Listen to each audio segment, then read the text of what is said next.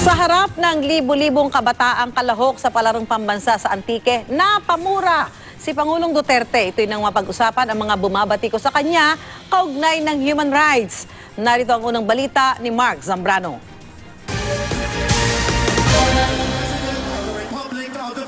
Si Pangulong Rodrigo Duterte ang nanguna sa pagbubukas sa ika-6 na pong palarong pambansa dito sa Antique.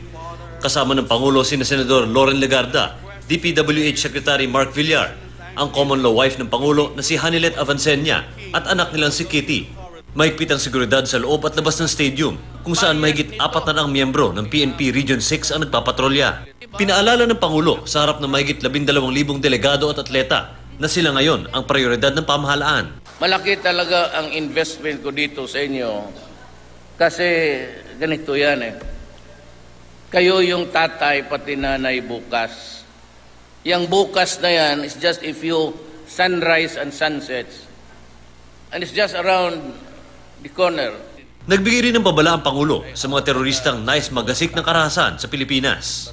I can dish out more than what you can 50 times over. Kainin pa kita sa harap ko. Bigyan mo lang ako suka pati asin. I'll eat you. Totoo. Pagalitin mo ako, bigyan mo ako ng terorista. Bigyan mo ako asin pati suka. Kakainin ko yung atay niyan. May pahayag din muli ang Pangulo tungkol sa karapatang pantao. Human rights. Do not commit a wrong. Do not commit a crime. You behave and I will defend your human rights and your life itself with my life. Pero bababuhin mo ang Pilipino,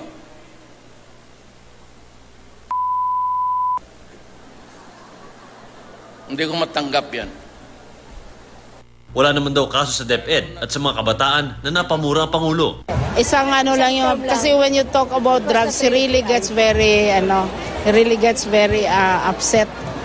Pag-usapan drugs, krimen, kriminalidad, he gets very emotional. But ang aking karanasan sa cabinet, hindi naman siya nagmumura eh.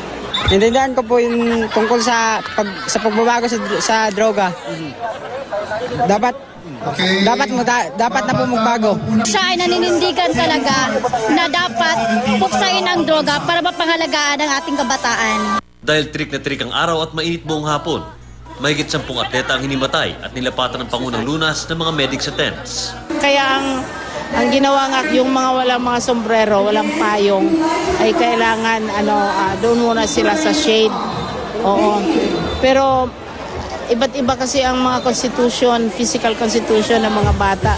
Mayroong iba na sanay sa init.